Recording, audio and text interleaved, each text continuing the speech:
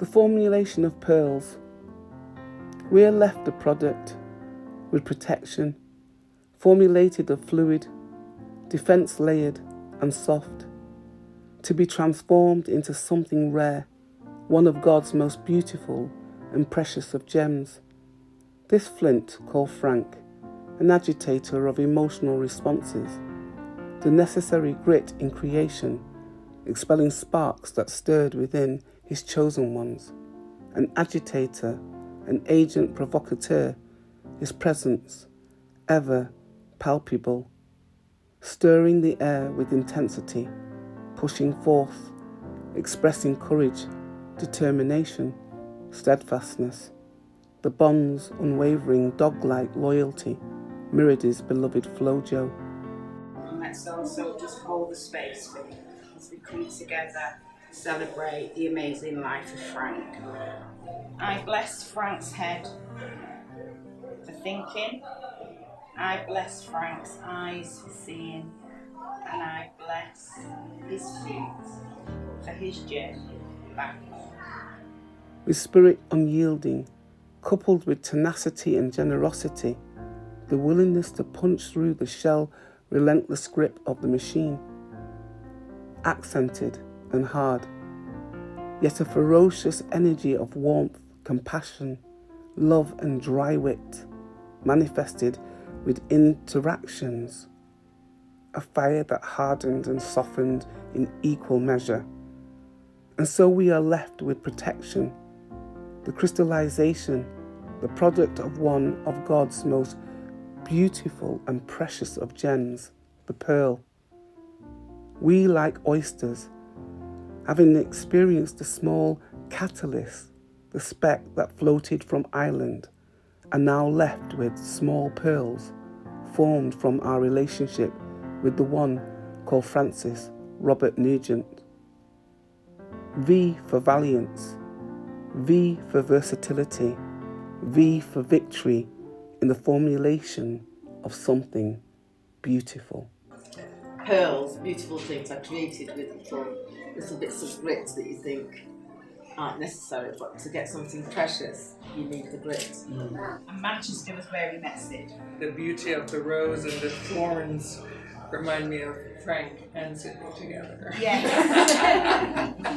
Whilst being in a relationship with Sid, he took on a very special role as a stepfather to Ruben. I would suggest that this would have been an influence on your own intelligence as a young man. He was born where the emerald hills kiss the sky, in Ireland's breath where wars whispered by, a boy shaped in shadows in fire and stone, where the Republic's cry claimed lives of its own. Through bombs and battles he forged his way, a childhood where joy was a flickering flame. But in engines he found calm in the noise, in the whir of gears he reclaimed his voice. He grew into hands that could build and create, an engineer who mastered both steel and fate. Helicopters took flight from the thoughts in his mind, combustion engines hummed perfectly designed. And then he pivoted, a master of code, navigating IT he lightened his load. From London he wandered where work beckoned him near, but the world couldn't anchor him, his heart wasn't here. Till one night, in a bar's soft amber glow, he met my mother and love began to grow.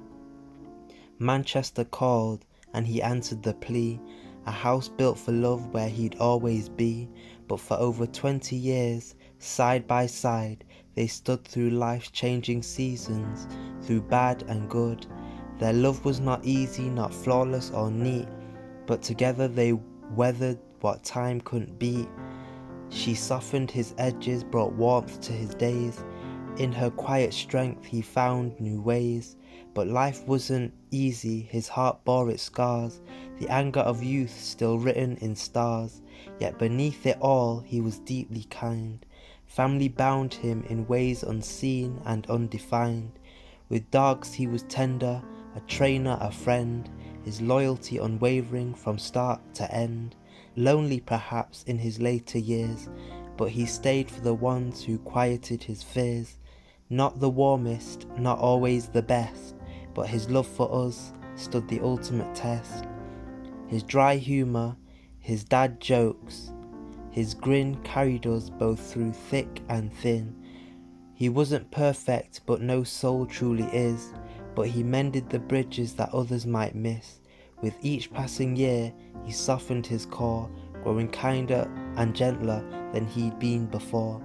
August 16th marked his earthly release, but he left behind a legacy of peace, in engines and laughter, in homes built by hand, in love for his family, so simple, so grand.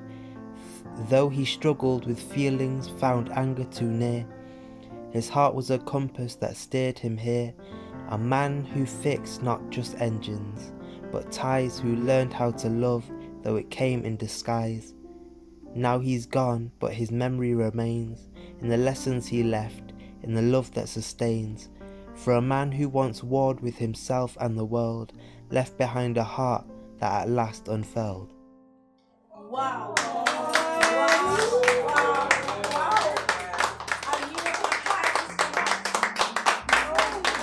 Ruben, you've made me cry. Can we all raise a little toast to Frank? To Frank. To Frank. Cheers. Cheers, everybody. Ching ching. Thank you for coming.